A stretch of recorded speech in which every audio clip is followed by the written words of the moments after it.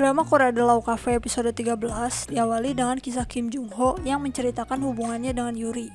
Menurut Jung Ho, Yuri adalah pacar yang cukup aneh, namun pria itu tetap saja bucin dibuatnya. Kim Yuri juga menceritakan pandangannya selama menjalani hubungan dengan Jung Ho.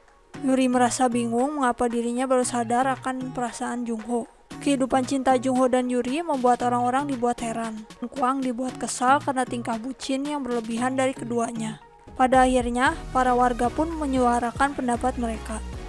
Yuri dan Jung Ho pun saling berbicara tentang masalah yang mereka hadapi. Saat sedang berbicara, Yisel tiba-tiba datang ke The Law Cafe.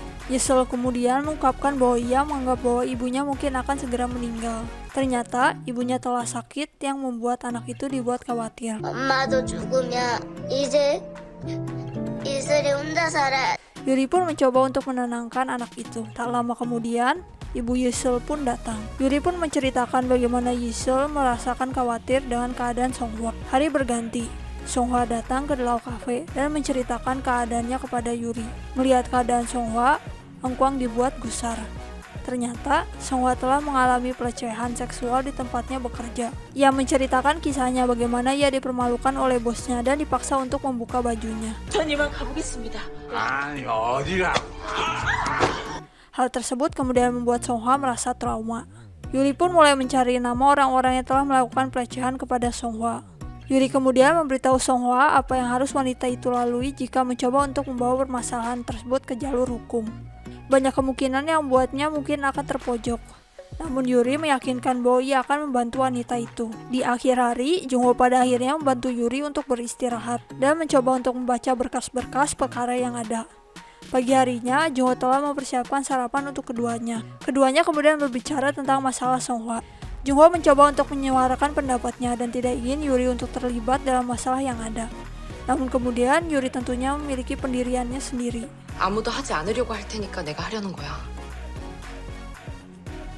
Songhwa ternyata akan menemui bosnya hari itu dan Yuri meminta wanita itu untuk merekam segala obrolan yang terjadi.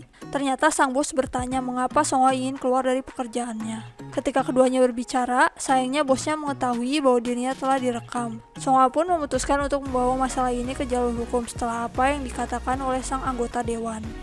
Di sisi lain, Yuri ternyata sedang bertemu dengan Chae-hong dan ia mencoba untuk mencari informasi tentang orang-orang yang akan ia hadapi. Di sisi lain, Jung Ho juga mencoba untuk mencari informasi tentang anggota Dewan Choi Yo-hwa.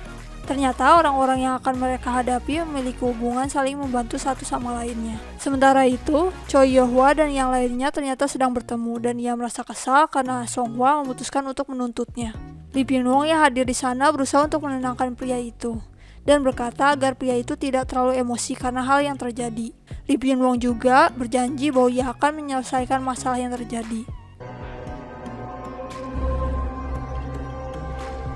Saat pulang, Yuri tiba-tiba dijamret oleh pengendara motor yang lewat dan kemudian membawa tas miliknya. Tas tersebut ternyata berisi rekaman yang telah direkam oleh Songhwa. Yuri pun kemudian dibawa ke The Law Cafe dan Seon membantu gadis itu bersama dengan Jun dan Kwang. Jung Ho kemudian datang dan ia pun mencoba untuk berbicara pada Yuri lagi.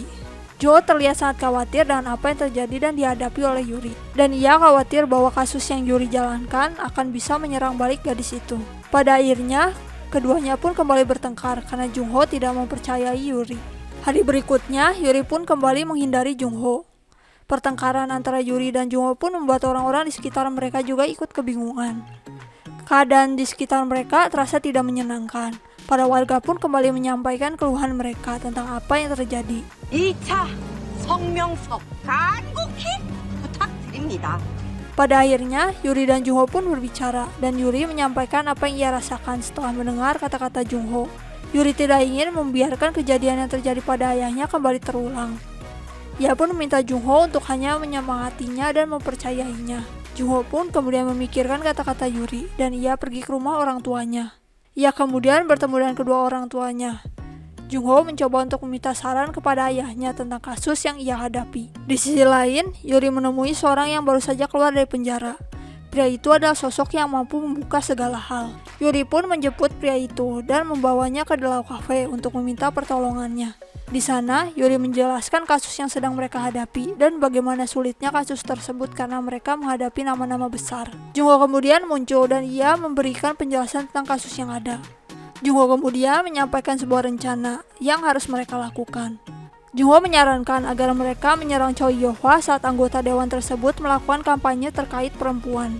Setelah selesai, Jungho kemudian meminta maaf atas apa yang ia katakan kepada Yuri sebelumnya. Ia pun memberikan Yuri semangat untuk melakukan apa yang gadis itu mau. Ia juga berjanji akan membantu gadis itu. Sementara itu, Song-hwa bersama dan yang lainnya sedang berbicara dan menikmati waktu bersama. Jungho dan Yuri kemudian datang dan menyampaikan rencana mereka. Hari berganti dan mereka memulai rencana yang ada. Mereka pergi ke sebuah hotel dan memesan kamar di sana. Rekaman bukti kata-kata Lee Yo-hwa kepada Song-hwa berada di kamar milik Lee Pyun-wong. Dengan rencana yang matang, mereka pun pada akhirnya bisa berhasil mencuri master key hotel.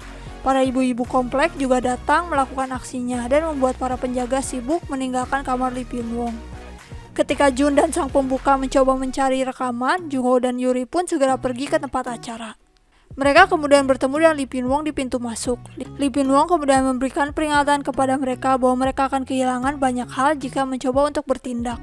Acara pun kemudian dimulai. Choi Yo-hwa menyampaikan pidatonya di depan semua orang yang hadir. Di belakang panggung, Eng Kwang telah mengambil alih dan ia bersiap untuk melanjutkan rencana yang ada. Ketika rekaman berhasil diputar, Choi Yo-hwa pun mulai kewalahan dibuatnya dan ia berusaha untuk kabur dari acara.